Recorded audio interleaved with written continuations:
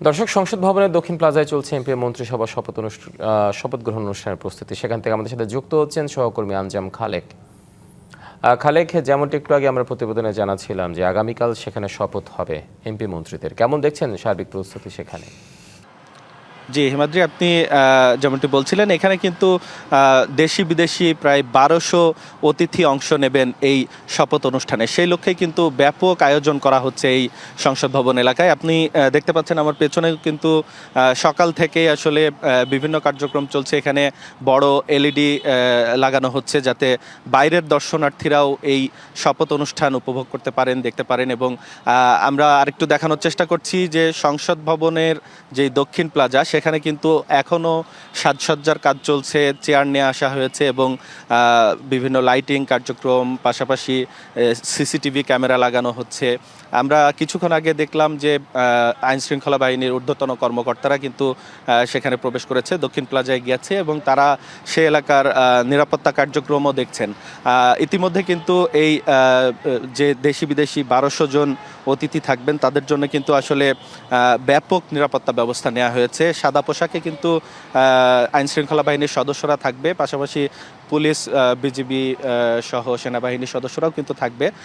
আমরা আইনশৃঙ্খলা বাহিনীর সদস্যদের সাথে কথা বলে যেটি জানতে পেরেছি যে এই পুরো এলাকায় কিন্তু সিসিটিভি ক্যামেরা বসানো হয়েছে এবং আসলে সাদা পোশাকের যেই আইনশৃঙ্খলা বাহিনীর সদস্যরা থাকবেন তাদের পাশাপাশি কিন্তু গোয়েন্দা নজরদারিও বাড়ানো হয়েছে। আমরা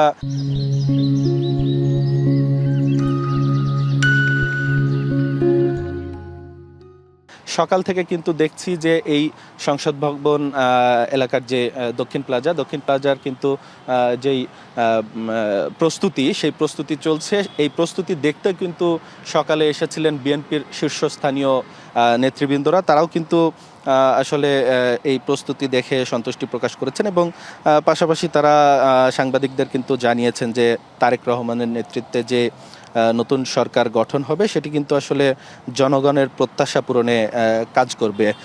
পাশাপাশি তারা কিন্তু বলেছেন যে গণভোটে হ্যাঁ যেহেতু জয়যুক্ত হয়েছে, পার্লামেন্টে আলোচনা করে তারা কিন্তু এই পরবর্তী কার্যক্রম করবে এবং তারা কিন্তু জানিয়েছেন যে এটি একটি জনগণের আমানত। যে নতুন সরকার আসবে সেই সরকার কিন্তু এই জনগণের আমানতকে রক্ষা করবে বলে তারা জানিয়েছেন। হিমাদ্রি, আপনাকে জানিয়ে রাখি যে শেষ মুহূর্তে কিন্তু আসলে প্রায় শেষের দিকে এই যে প্রস্তুতি সেটি কিন্তু প্রায় শেষ। এখন শুধু অপেক্ষায় আসলে আগামীকাল সকালে এমপিদের যেই শপথ গ্রহণ হবে সেই অপেক্ষায় রয়েছে পুরো বাংলাদেশ। আসলে খালেক, ধন্যবাদ আপনাকে।